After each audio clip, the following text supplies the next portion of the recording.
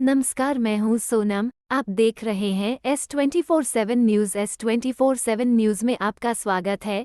देखिए आज की ताज़ा खबर पेश है SK मालविया की यह भाई, रिपोर्ट। जब विचारधाराएं अलग अलग हैं तो उन्हें एक करने की कोई ज़रूरत नहीं है। जो विचारधारा देश के हित में है वो विचारधारा आगे बढ़ेगी। कल माननीय कमलनाथ जी मुख्य अतिथि के रूप में कार्यक्रम में आए थे और उन्होंने स्पष्ट कहा कि देश का सिंधी समाज कुछ समय भटक गया था। उसको एक लग रहा था कि भाजपा की विचारधारा ठीक है, लेकिन कल सब सिंधी समाज के लोगों ने संकल्प लिया कि कांग्रेस को मजबूत करना है और माननीय कमलनाथ जी को मध्य प्रदेश का मुख्यमंत्री बनाना है। इस संकल्प के साथ ये 3 दिवसीय कार्यक्रम चल रहा है। इसमें विद्वान लोग आए हैं, अशोक पांडे जी आए दिल्ली से, और भी ख्याति लब्ध लोग आए। उन्होंने विचारधारा के स्तर पर भी ये समझाया कि आपको कांग्रेस को क्यों चुनना है। आंख मूंद के नहीं चुनना है, इसलिए चुनना है क्योंकि देश के हित में ही कांग्रेस की विचारधारा है। अभी कार्यक्रम ये चल रहा है और मुझे पूरी आशा है कि यहाँ से जब लोग निकलेंगे तो वो नए प्रकाश में आलोकित हो जाएंगे। उन्हें सच और झूठ का पता चल जाएगा और सच के साथ जो पार्टी खड़ी है उसके साथ वो लोग दृढ़ता से आगे बढ़ेंगे। मैं सभी आयोजकों को इसके लिए बहुत बधाई देता हूँ। आज आपने बहुत अच्छी बात कही। कांग्रेस पार्टी के पूरे परिवार के लिए देश को बचाने का काम किया था, लेकिन वहीं पर एक फिल्म अभी रिलीज होने वाली है, मैंने गांधी को क्यों मारा गौर से, उसके ऊपर उन्होंने पूरा अपना बचाव सारी चीज़ें रखी है। तो किस तरीके से देखते हैं हम? मुझे तो दुख है कि आज ये गांधी जी के हत्यारों पे फिल्म बना रहे हैं। कल ये लक्ष्मीबाई की शहादत जो उन्होंने दी थी देश के लिए, उनके हत्यारों पे फिल्म बनाने लगेंगे, उनका गुणगान करने लगेंगे। कभी राणा प्रताप और शिवाजी के खिलाफ जो लोग खड़े हुए थे उनकी ये चापलूसी करने लगेंगे। कभी ये भगत सिंह को फांसी देने वाले जल्लाद के ऊपर फिल्म बनाने लगेंगे। मुझे दुनिया में कोई ऐसा देश नहीं मिलता, अमेरिका में अब्राहम लिंकन के हत्यारे के ऊपर फिल्म नहीं बनती है। और भी देश हैं वहाँ भी अपने राष्ट्रपिता को पूजा जाता है और उनके हत्यारों को फांसी पर टांगने के बाद लोग भूल जाते हैं।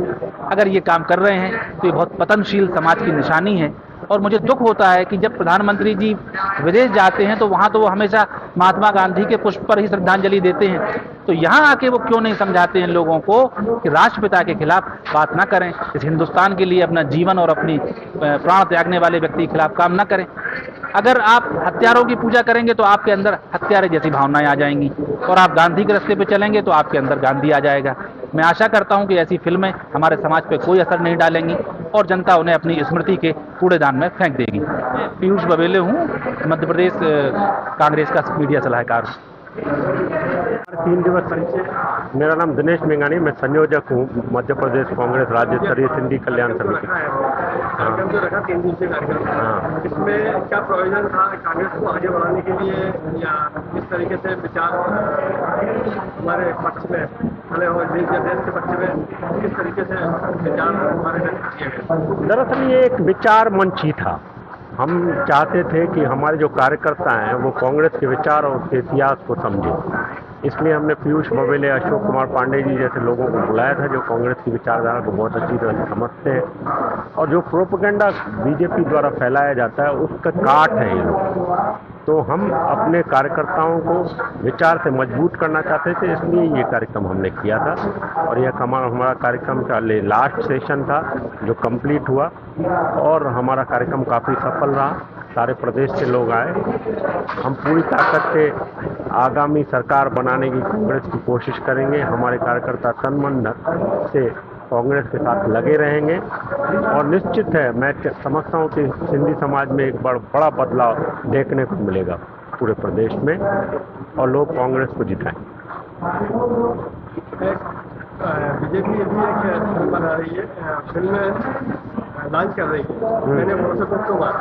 उस फिल्म को देखने के बाद जनता बीजेपी की तरफ जाएगी, तो आप क्या कहना चाहेंगे? देखिए, उनका काम ही प्रोपेगेंडा फैलाना है। हम उनसे लड़ाई के सच से लड़ेंगे। सच का एक सिपाही प्रोपेगेंडा करने वाले 100 सिपाहियों को भारी होता है। हम अब सच बोलने से डरेंगे नहीं, हम सच अब पूरी जोर से बोलेंगे और उसका पूरी तरह से मुकाबला करेंगे। आपके पास भी बहुत अच्छे प्रवक्ता हैं, बहुत अच्छे कांग्रेस के बारे में बता सकते हैं, बाद में देश के बारे में बता सकते हैं। उन लोगों को अधिकतर बाहर मारने का काम कैसे कर रहे हैं? लगातार हमने, आप अगर देखिए तो पिछले 4-5 साल में जिसने कांग्रेस ने जो रणनीति अपनाई है और जो उसके प्रवक्ता बाहर आ गए हैं, तो उससे अब बीजेपी को अब नर्वस मोड में आप देख सकते हैं। लगातार सोशल मीडिया पे और इलेक्ट्रॉनिक मीडिया पे या मेन स्ट्रीम मीडिया में अब उनके प्रोपगंडा का जवाब दिया जा रहा है।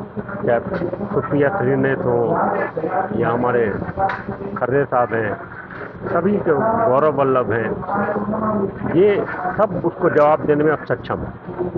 सर, जैसे कि मुख्यमंत्री जी ने 1,000 रुपया का लालच हमारी बहनों को दिया है और कमलनाथ जी बढ़कर 1,500 रुपये कह रहे हैं, लेकिन बीजेपी कह रही है कि हम 3,000 रुपया देंगे। हमारा ये पूछना है कि बीजेपी 5 साल कहाँ थी, ये इलेक्शन के समय क्यों याद आ रहा है? अपना परिचय और इसके बाद आप भोपाल आई, यहाँ पे कार्यक्रम देखा, सुना, कैसा लगा? मैं श्रीमती कृष्णा पंजवानी, अध्यक्ष नगर पालिका परिषद नैनपुर, जिला मंडला। जी, जैसा कि आप सभी जानते हैं, यहाँ पर 3 दिन का सिंधी कल्याण समिति की तरफ से अधिवेशन लगा हुआ है और ये कमलनाथ जी के उपस्थिति में संपन्न हुआ है। तो मैं कल से यहाँ पर हूँ। मुझे ये देखने मिल रहा है कि ज़्यादा से ज़्यादा सिंधी समाज के लोग यहाँ पर एकत्रित हुए हैं और बिल्कुल दमखम से उन्होंने ये निर्णय कर लिया है कि इस बार कांग्रेस सरकार आ रही है और कमलनाथ जी मुख्यमंत्री के रूप में हमारे सामने रहेंगे।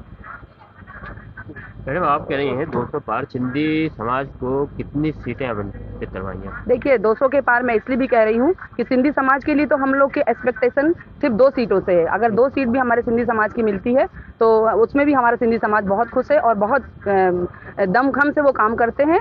तो 2 सीट के बाद मुझे लगता है आने वाले समय में वो 2 या 10 सीट भी पार कर जाएंगे, लेकिन अभी हम लोग सिर्फ 2 सीट की उम्मीद रखते हैं कि 2 विधायक भी अगर हमारी विधानसभा में होते हैं तो हमारे लिए और हमारी आवाज़ उठाने के लिए वो बहुत काफ़ी है। मध्य प्रदेश में सिंधी समाज के कितने लोग राजनीति में एक्टिव होंगे जो विधायक टिकट मिलेगा जिनको? देखिए, होते तो बहुत से लोग एक्टिव हैं, लेकिन जैसा कि हमने कमलनाथ जी से मांग की है कि कम से कम 2 हमें सीट जरूर चाहिए सिंधी समाज से, जो विधायक के रूप में यहाँ पर देखे जाएं और हम लोग की आवाज़ सुने, हमारी आवाज़ उठाएं और जैसा समाज चाहता है वो अपनी बात को रख पाएं और वो उसमें कायम हो पाए, जीत का हासिल कर सकें।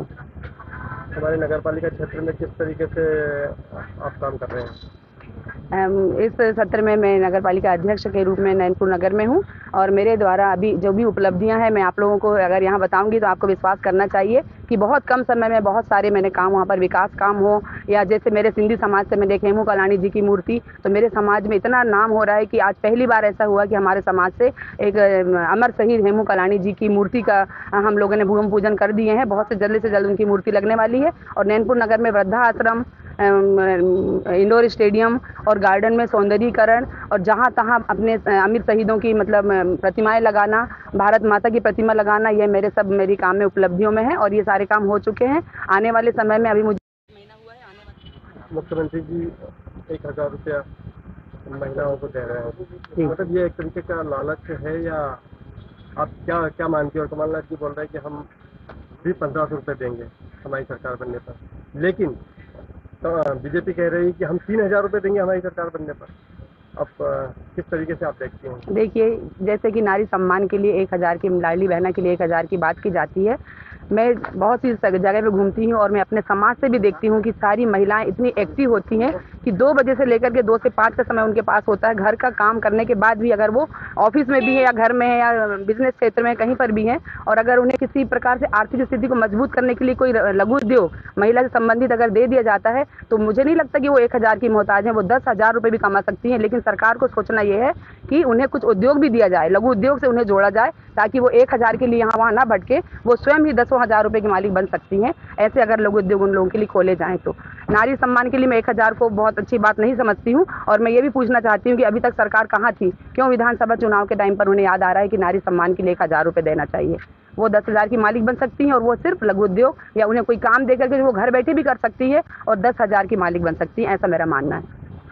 अभी ऐसा नहीं लगता है कि मुफ्त का पैसा देकर लोगों को आत्मनिर्भर बनाने की बजाय उन्हें कंगाल बनाने की कोशिश की जा रही है? जी बिल्कुल, मेरा भी ऐसा ही मानना है कि चाहे वो राशन से लेकर हो या 1,000 रुपये से लेकर के हो या और भी कुछ ऐसे लुभावनी चीज़ें हो जो हम दे करके आम जनता को कुल मिलाकर के उन्हें हम बिल्कुल आलसी बना रहे हैं। और अगर उन्हें कोई काम दिया जाए तो क्यों वो 5-10 किलो अनाज के लिए चक्कर काटे या 1,000 रुपये के लिए लाइन में लगे। अगर वो सक्षम हो जा रहा है, उसे रोजगार मिल जा रहा है, जहाँ तहाँ इतने हमारे यहाँ फैक्ट्रियाँ होती हैं, सब कुछ होता है, या घर के अंदर लघु उद्योग होते हैं महिलाओं के लिए, युवाओं के लिए, तो वो खुलने चाहिए। तो वो 1,000-2,000 के पीछे क्यों भागेंगे? उनका खुद का अपना उद्योग होगा तो वो 10,000 के मालिक बन सकते हैं। तो ये नहीं होना चाहिए। उन लोगों के लिए लघु उद्योग खुलना चाहिए। और कमलनाथ सरकार अगर आती है तो ये मेरा पहला उनके सामने एक मांग होगी कि ऐसे लघु उद्योग खोले जाएं, पूरे मध्य प्रदेश में ही नहीं पूरे देश में खोले जाएं, ताकि कोई बेरोजगार न रहे। मैम, जैसा कि 100 रुपये या 150 रुपये का गन्ना लेने के लिए आदमी 500 रुपये की मजदूरी छोड़कर वहाँ लाइन में खड़ा रहता है, इसलिए आप क्या करें? मैं कर्म पे विश्वास करती हूँ, कर्म करना चाहिए, और उससे जो आमदनी होती है, उससे जो पैसा आता है, निश्चित ही हमारा परिवार फलता फूलता है। हमें ऐसा 10 किलो का अनाज और 1,000 रुपये लेकर के मुझे नहीं लगता कि वो सशक्त हो रहे हैं और हमारा देश सशक्त हो रहा है। उन्हें काम दिया जाए, उन्हें रोजगार दिया जाए। बहुत बेरोजगारी फैली हुई है और वो उस रोजगार और उस काम से अपना घर बहुत अच्छे से चला सकता है। किसी 1,000 या कोई 10 किलो अनाज का कोई भी, मुझे लगता है, उससे पूर्ति अपने समाज की, अपने घर की, अपने समाज की नहीं कर सकता है। मैम, जैसे कि आप अध्यक्ष हैं आपके क्षेत्र में, तो आपके द्वारा ही क्यों ना एक लघु उद्योग की कोशिश की जी, जाए? मेरे इलाके में मैंने बहुत सारे समूह बना रखे हैं महिलाओं के, उन्हें लघु उद्योग से जोड़ा गया है। जैसे सिलाई है, पापड़, बड़ी, अचार, ये सब वो बना रहे हैं। अभी एक पोली बैग का भी चल रहा है जो कॉटन कपड़े से होता है या पुराने कपड़ों से भी होता है, उससे भी हमने महिलाओं को जोड़ रखा है। और हमारे यहाँ महिलाएं बहुत एक्टिव हैं, मजदूर वर्ग से, गरीब वर्ग से आती हैं, लेकिन ऐसे काम करके आज वो भी सक्षम अपने आप को और सशक्त महसूस करती हैं और हमें बहुत बहुत धन्यवाद करती हैं कि दीदी आपने हमें ऐसे कामों से जोड़ा। कितनी महिलाएं होंगी करीब? लगभग 700 महिलाएं हैं। मेरे नैनपुर नगर में 15 हैं, लेकिन 700 महिलाएं एक्टिव हैं आज की डेट पे। मतलब 4 साल में लगभग 7,000 होने की उम्मीद है? बिल्कुल, अगर आप लोग का सबका अगर ऐसी मंशा है तो पूरा मैं इसमें लगन से काम करूंगी और ऐसी ही एक टीम तैयार करूंगी।